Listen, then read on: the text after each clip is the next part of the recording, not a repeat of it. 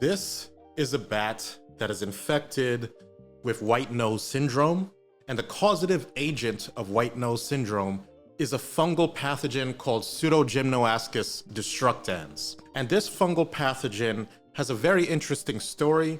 Unfortunately, it is absolutely decimating North American bat species, and this is leading to all sorts of problems regarding bat conservation. And there are, of course, going to be residual effects of that. Specifically, bats are responsible for eating tens of thousands of insects a night, and this decreases the amount of pesticides used in agriculture in the North American agricultural system.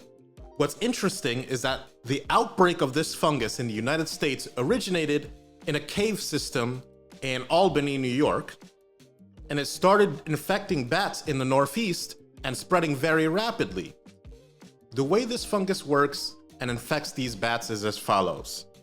This is a psychrophilic fungus, which means it thrives in cold temperatures, and those cold temperatures match pretty closely to what the temperatures are in bat caves, in bat hibernacula.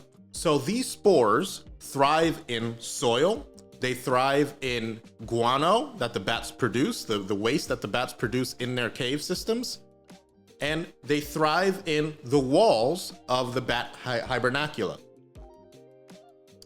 So they can persist and survive without a bat host if necessary.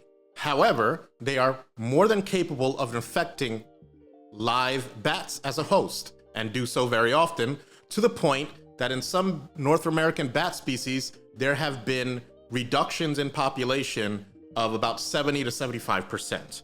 The way that this pathogen infects, interestingly, this pathogen doesn't kill bats directly.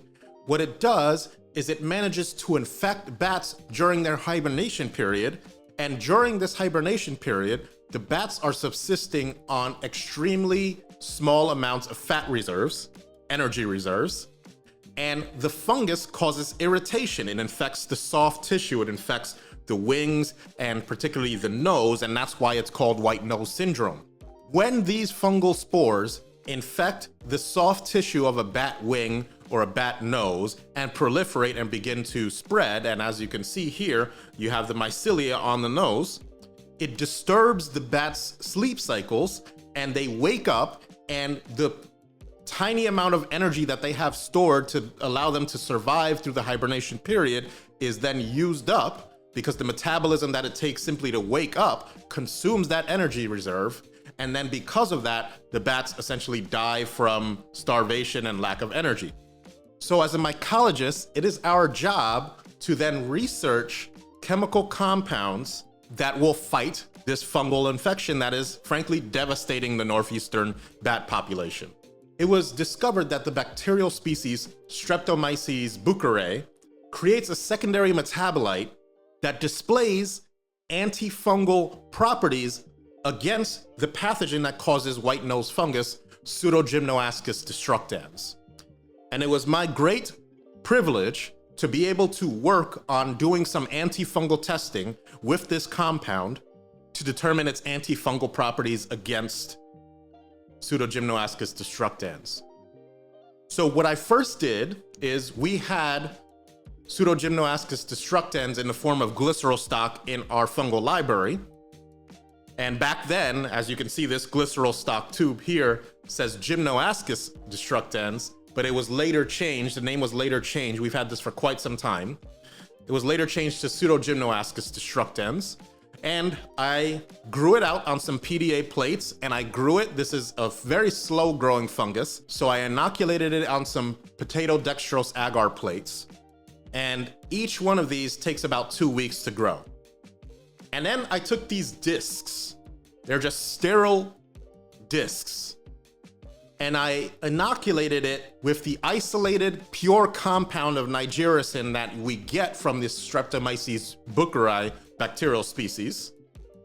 And some very interesting stuff happened. And this is what you call a zone of inhibition experiment, where I inoculated plates of potato dextrose agar with the Pseudogymnoascus destructans.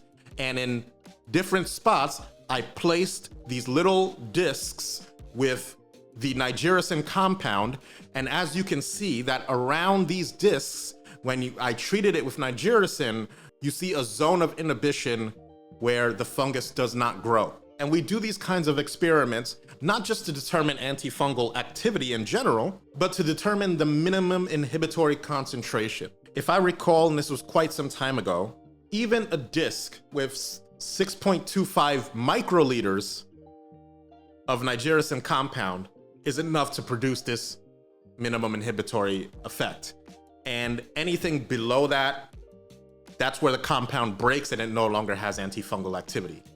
So I just want to show you guys that we do in fact do important work as mycologists, and we're trying to help these amazing bats to survive and thrive.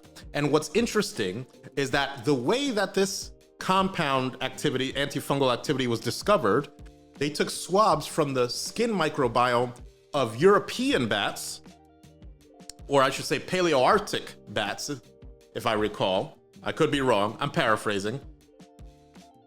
They took native bats in the Paleoarctic and they took swabs of their wings and their soft tissue and their nose, and they were able to isolate this bacteria, this bacterial species, from the wings of the bat, meaning this bacterial species lives on the skin microbiome of this bat, or it comprises the skin microbiome of bats in the Paleoarctic in Europe. And so this is an interesting demonstration of coevolution, where the bats evolved a skin microbiome that has antifungal properties against Pseudogymnoascus destructans, which is a fungus that originated in Europe. And because, as we always do, Americans somehow managed to bring this Pseudogymnoascus destructans to America as an invasive species, and because the bats in North America did not co-evolve with this fungus and did not then evolve defenses in this evolutionary arms race against this fungus has absolutely devastated bat species in North America. Some of them can go extinct, which would wreak havoc on the North American ecosystem. So as you can see, this is the importance of managing invasive species and keeping invasive species out of your ecological niche and ecosystems. So this is the work that an actual mycologist does. And I think it's important work, and I was privileged to be able to take part of it. So if you guys like this kind of content, stick around. Don't just watch my TikTok, go and subscribe on YouTube, where I can do long form content. And I appreciate you guys watching, and I will bring more to come in the future.